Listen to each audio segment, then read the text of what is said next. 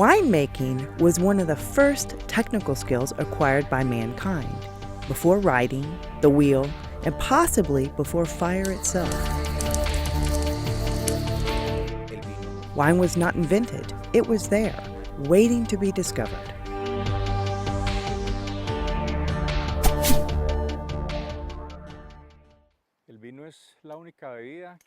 Wine is the only beverage that has been around since mankind started roaming the earth.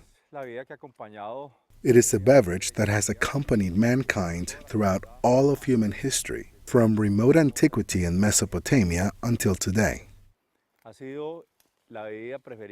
It has been the beverage of choice of kings, princes, pharaohs, and emperors.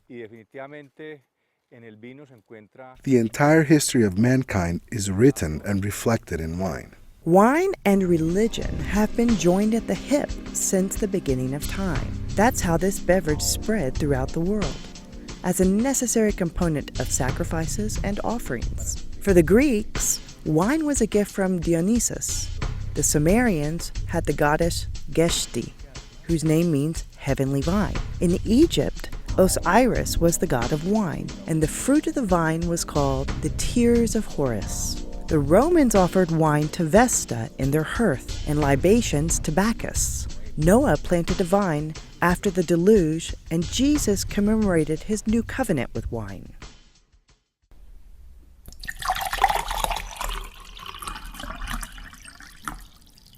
Vines have provided prophets and spiritual masters with the inspiration and spiritual lessons since biblical times. Lounging under the shade of this plant was symbolic of happiness, peace, and abundance. For Hebrews, a vine was amongst their most prized possessions and symbolic of security and of the promise of everlasting fruit, prosperity, and lasting rewards.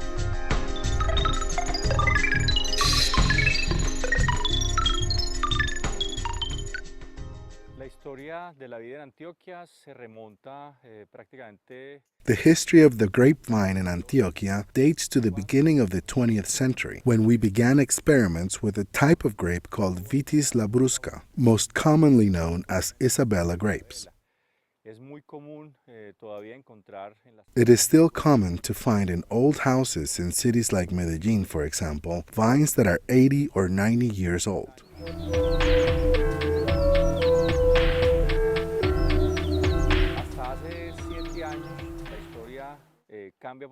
History changed completely 7 years ago, when on our own accord we started planting vitis vinifera, that is, grapevines for the production of wine.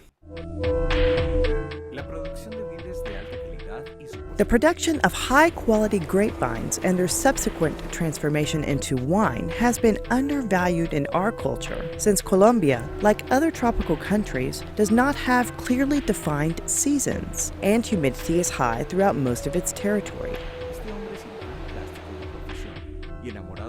This man, a plastic surgeon by trade and a wine lover since his time living in Sicily, was clear about his life project: to find in the province of Antioquia, Colombia, an area with intense climatic conditions not found in any other wine-producing country, such that they can bring the wine new and unknown elements that can reawaken the mystical and divine relationship between man and vine. I thought it was incredible that a country like Colombia, which has such a large variety of climates and soils, couldn't have a territory where vines could be cultivated successfully.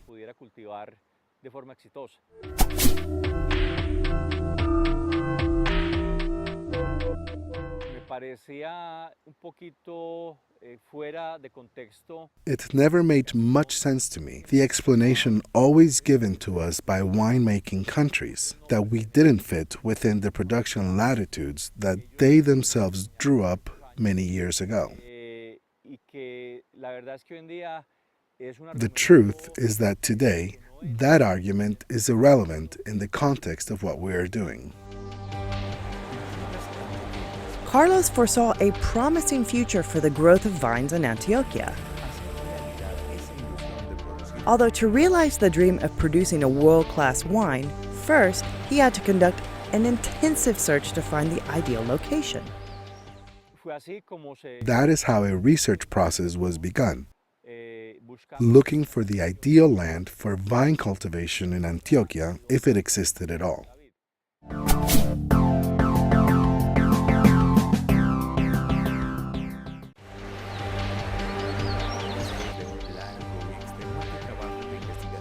After a long and extensive research, and after ruling out many areas of the province, on May 13, 2007, Carlos discovered along a majestic canyon on the Rio Cauca, western Antioquia, a magical place surrounded by sacred mountains overlooking rocky beaches, where you can hear the placid murmur of the river and the animals that inhabit the area.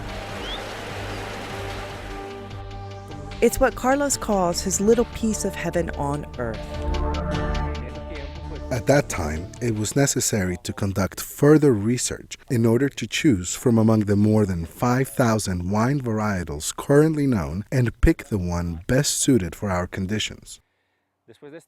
After the first experimental vineyard, we planted the vines that we currently have,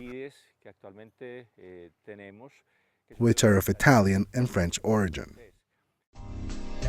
The following are the red wine grapes cultivated there. Nero de Avola from Sicily, which is one of Italy's most important native red wine grapes and the queen of this vineyard.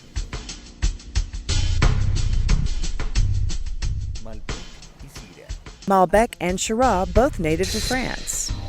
Of the white grape varieties, you have Chardonnay, a grape used to make high-quality champagnes, as well as Catarratto and Grillo, Italian varieties that are mixed in to bring white wine to life. We must keep in mind that there are two very different types of grapes. Table grapes, as their name states, are grapes made to be savored for eating, while the wine grape is a grape that has a much higher sugar content, and it contains much greater concentrations of polyphenols.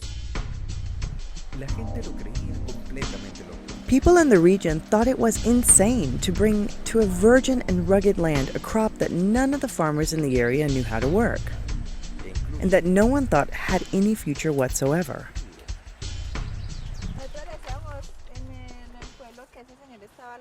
In the town, we used to say that this man was crazy. How could you grow grapes in this climate, in this tiny town? But look at it now.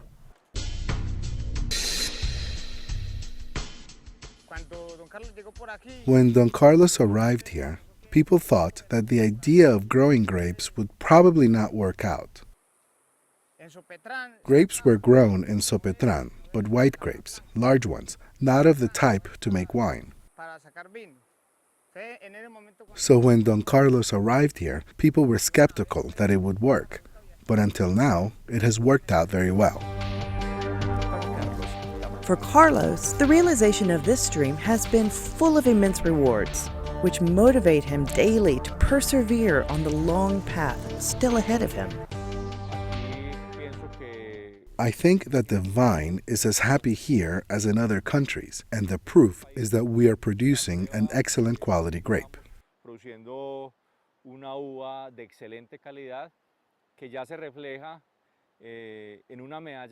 Proof is the gold medal that we just won at a prestigious international wine contest.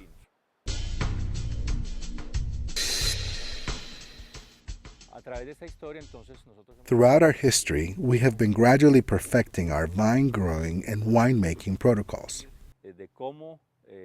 That is, techniques to grow vines under our conditions and how to make wine under our conditions.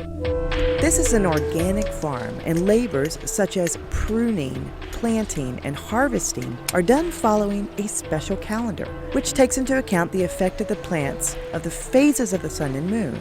This is known as biodynamics. This movement is inspired in the anthroposophical theories of philosopher Rudolf Steiner, who says that human beings should neither manipulate nor hinder nature's own rhythms. particularly in agriculture, since in this world the mineral, vegetable, and animal kingdoms are intertwined in a perfect and autonomous way. The role of man should be to conserve the natural balance between these kingdoms, caring for the vitality of the earth without depending on external elements, relying instead on those that are generated in nature itself, in this case, the vineyards. From the moment we plant the vine up until the moment we harvest the first crop, there are undoubtedly a series of cultivating parameters that must be adhered to. First is training, which drives the shape we are going to give the future plant. Generally, we work with what is known as a simple cordon spore system. You give the plant a turn of approximately 90 degrees starting at the stem, keeping track of the future ramification of the plant. These cordons are where the spurs will grow, which will bear the fruit that will be harvested. These branches have these buds, so leave just one bud. Cut them all down to one bud. With pruning, we can control the amount of grapes we are going to grow, and it's important to think in terms of quality and not quantity.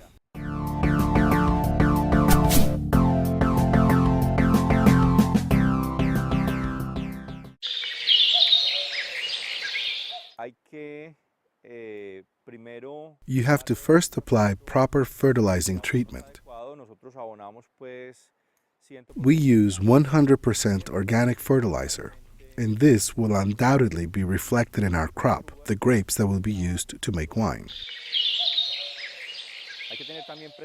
You also have to take into account the spraying that is preventively applied to the plant.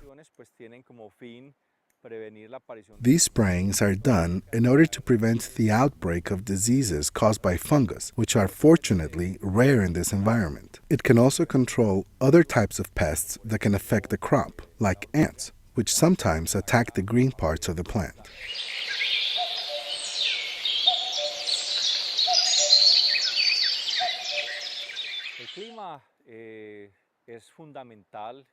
Weather is key in the cultivation of grapevines. We need a climate that is preferably dry during the time the grapes are ripening.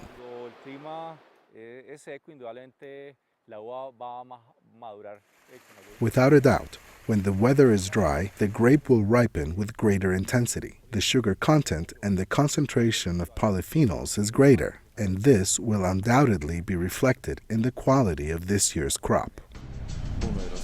One of the goals of this project has been to promote the comprehensive development of the town of Olaya.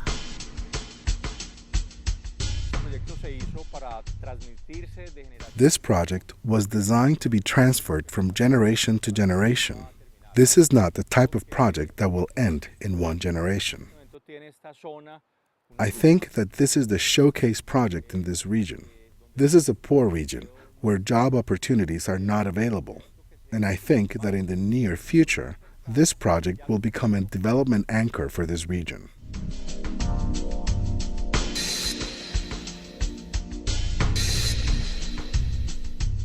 It's great because a lot of people work here. A lot of people. Many families eat because of this work. I have a stable job because of grapes, to pay for raising my family and sending the kids to school. I feel very happy to work here in this vineyard. This is what I have to take care of. I like it. I love it. And I like learning about it.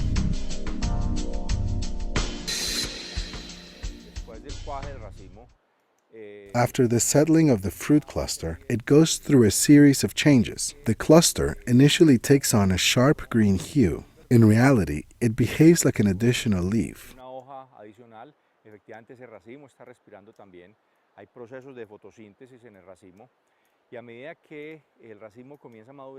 The cluster is also breathing, and photosynthesis is taking place in the cluster. And as the fruit cluster begins to mature, the grape's green color begins to change. It's the period we call veraison. when dark burgundy spots begin to appear on the cluster's green berries. Gradually, the cluster will acquire this type of color.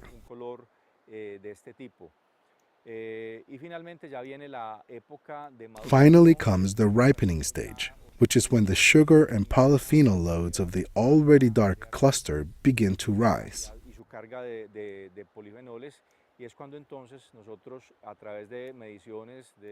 That is when we measure pH, Brix degrees, and titrable acidity, in order to determine the exact time we're going to harvest that cluster, and that is called vintage.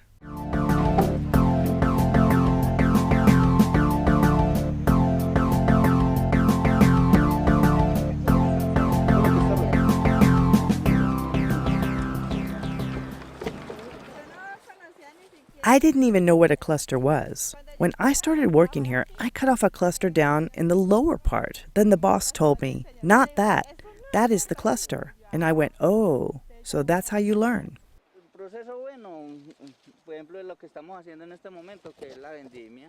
The process that we are doing right now, for example, is the vintage, which is the picking of the grapes, which we have been working on for so many months. And when we harvest it, we feel a type of satisfaction of picking the product that you started working on for so long, about 4.5 months.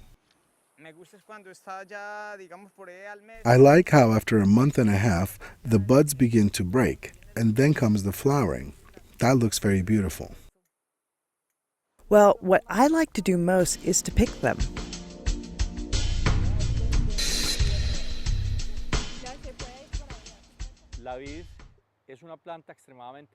The grapevine is an extremely sensitive plant. They are capable of picking up on the emotions of the people around them, and they can retransmit them to their fruits, which will become wine in the future.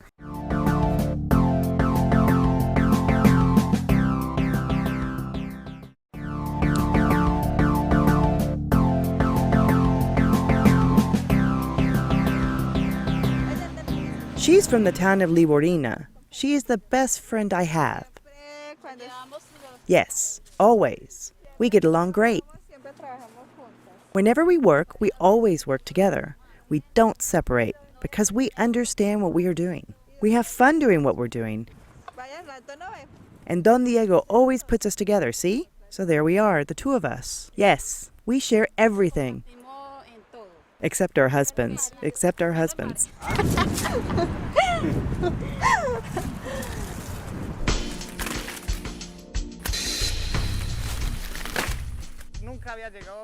I had never seen a cluster of grapes or a plant like this, and so far, I think this crop is great.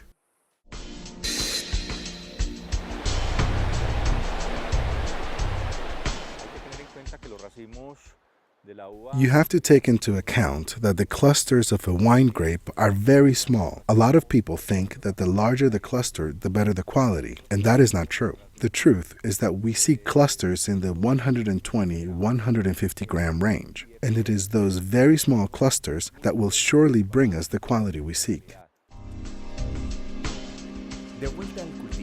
Back in the vineyard, after loading the first pick of grapes in the basket, they must be gently transported to the sorting table. There, a group of women are tasked with choosing the grapes that meet the required parameters.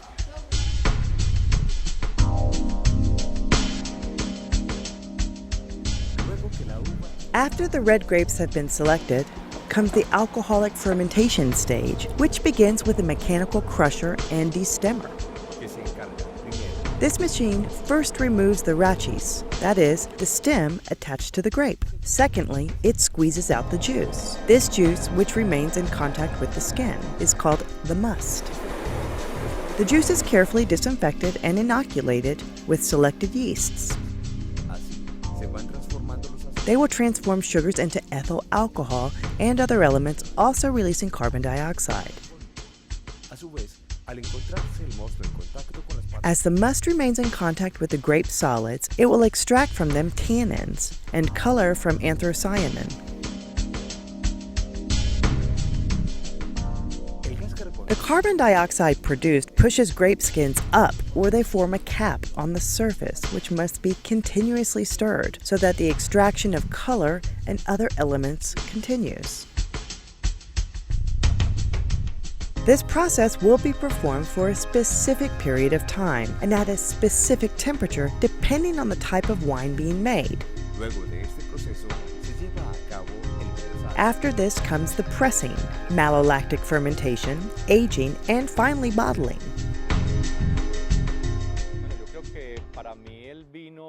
I think that for me, wine is almost part of my blood, and with it, obviously grapes as well.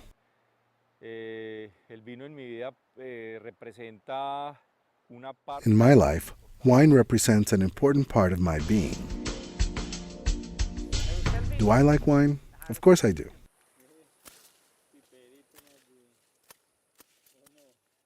The wine here is excellent. The Nero is very good. I've tasted the grapes here, but not the wine. The Nero, I've tried the Nero de Avola. The Malbec is the best. It's pricier, but more delicious. Jorge Luis Borges, the famous Argentine writer, said that if he were to be reborn, among the things he would like to do again in life would be to sit down and drink a glass of wine. We're very honored in the town of Olaya because for the boss to win a gold medal for a crop that people never imagined could be done here. To the region, it has brought tourism and also jobs for the people from this area.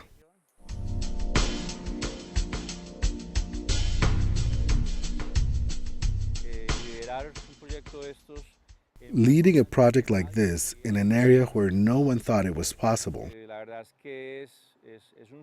well, truthfully, it's a dream come true.